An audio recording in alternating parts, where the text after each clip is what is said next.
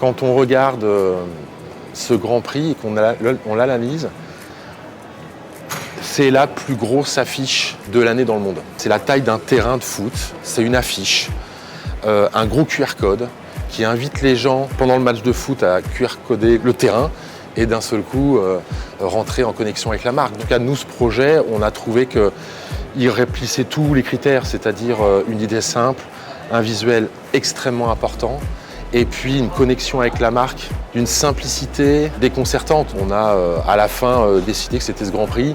Et évidemment, comme tout Grand Prix, il y a beaucoup de discussions.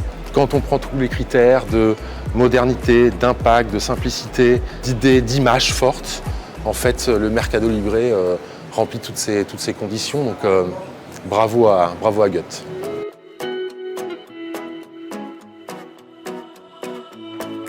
Il y a une tendance, quand on voit le palmarès et quand on voit les golds, il y a une tendance qui est un retour à la simplicité de l'idée, la pureté de l'idée. Ça, c'est le premier point.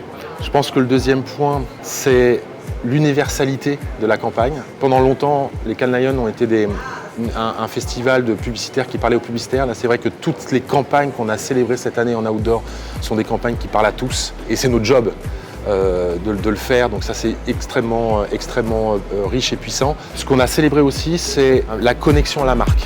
Il n'y a aucun Gold aujourd'hui qui aurait pu être signé par une autre marque. Je m'explique, la campagne Coca-Cola n'aurait pas pu être signée Pepsi, la campagne McDo n'aurait pas pu être signée KFC ou BK.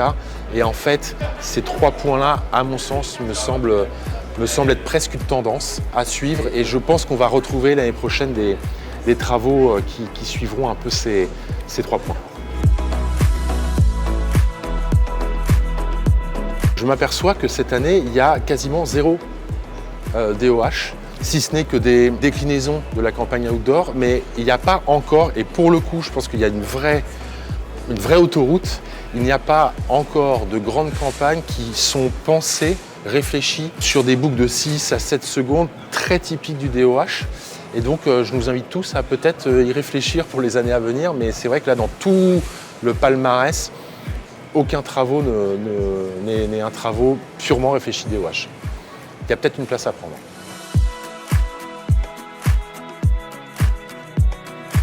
Pour moi, avoir un bronze, c'est un miracle. Un silver, c'est un double miracle. Et un gold, c'est un triple miracle. Et après, la compétition étant ce qu'elle est, je pense que non, on ne peut pas satisfaire de ce résultat. Donc bravo aux gagnants, bravo à Marcel parce que c'est le seul gold en outdoor et bravo à eux. Mais non, si on est très honnête, si on est des compétiteurs, on ne peut pas se satisfaire d'avoir un palmarès comme celui-ci en outdoor, même si, encore une fois, je félicite tous les gagnants parce que c'est extrêmement dur. Mais non, il faut qu'on redouble d'efforts, il faut qu'on reparte lundi prochain avec l'envie de faire mieux pour la prochaine édition. Donc voilà, rendez-vous en 2027.